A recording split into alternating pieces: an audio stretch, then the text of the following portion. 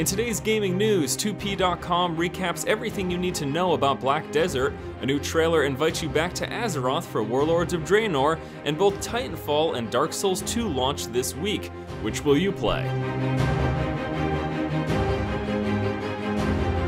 Hello ladies and gentlemen, welcome back to the show. This is Force with your day's gaming news. First up today, MMO news site 2p.com has posted up an article recapping pretty much everything you need to know about Black Desert. The article has highlighted bullet points discussing things like beta details, publisher info, the different races, classes, and skills in the game. There's also discussion of combat, the day-night cycle, and much, much more. Now, wherever it's relevant and trailers were available, the site also has embedded trailers to showing off some gameplay and you know, to further enhance the various discussion points.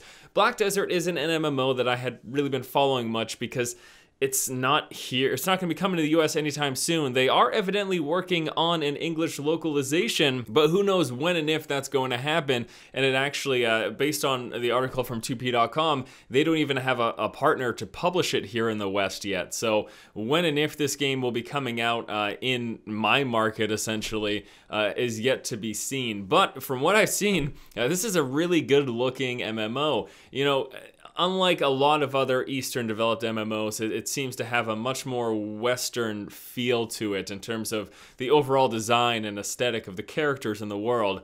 And there's a reason for those different stylized choices between Western and Eastern market. It's just, you know, what the consumer base it tends to enjoy more, essentially. But again, this is something that actually looks rather interesting. The combat looks very cool. This very fluid action-based combat, which leads me to wonder, is this going to be a game that will be greatly affected by latency, or is it a game that will be highly instanced to allow for such a fluid combat system and not run into issues with latency problems, making the combat almost unplayable for many? Next up, we've got a new trailer from Blizzard inviting you back to the World of Warcraft and back into Azeroth for the upcoming expansion, Warlords of Draenor.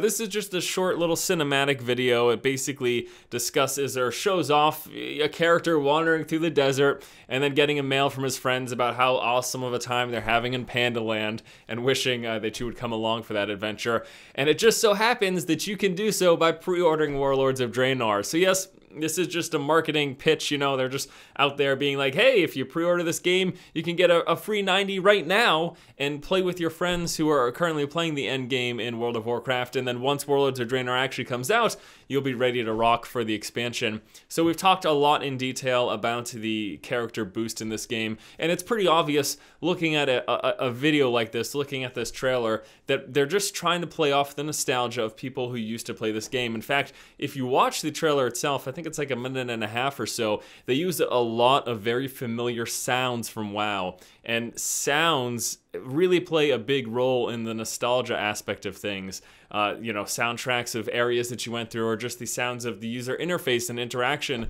with the world. And there's something that Blizzard really nails. I mean, with Hearthstone alone, they managed to get me back into trying WoW for, I think I went back for about 2 months. And there's a really good chance, after seeing this trailer, I'm enticed to, it's terrible, because I know I know what they're doing. I know the games that they're playing, but I'm still like, yeah, sure, I remember this game was, okay, I had fun, I'll do it, I'll go back. I mean, I plan to go back anyways, but it's just funny to see these things in action and to know what kind of things they're trying to do, and to know that it's actually working on me. It might be actually that's kind of depressing.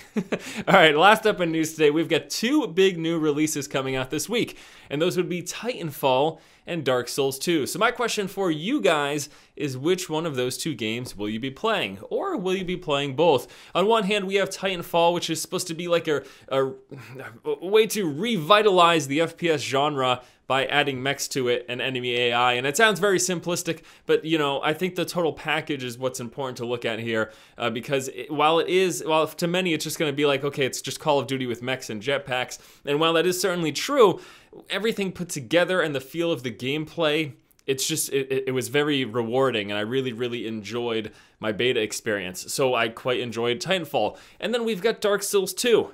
I mean, what is there to say about this? Dark Souls, a game that's really, really picked up in the past few years. I myself just really got into it last year, but it seems as time goes on, there's just more and more discussion of this game, and it's going from Demon Souls, which was just a very small player base, small dedicated player base that was super passionate about it, to something that's a lot more mainstream now that we're seeing the release of Dark Souls 2. I hope that they get it right, because I absolutely loved the original Dark Souls. Never got a chance to play Demon Souls because I didn't have a PS3, but you know, I love the original Dark Souls, and I really hope they nail Dark Souls 2. Either way, I'm actually looking forward to both these titles. Now, unfortunately enough for me, the Dark Souls 2 PC port isn't coming out for like a month and a half for now, so as terms of this week, my game being played will be Titanfall pretty much by default. If Dark Souls 2 is coming to the PC as well, I don't know, man. It'd be pretty close, if not leaning in the favor of Dark Souls 2. So this week, which game are you going to devote yourself to? Let me know in the comment section below. All right, guys, that's going to do it for today's episode of The Force Feed. Thank you so much for watching.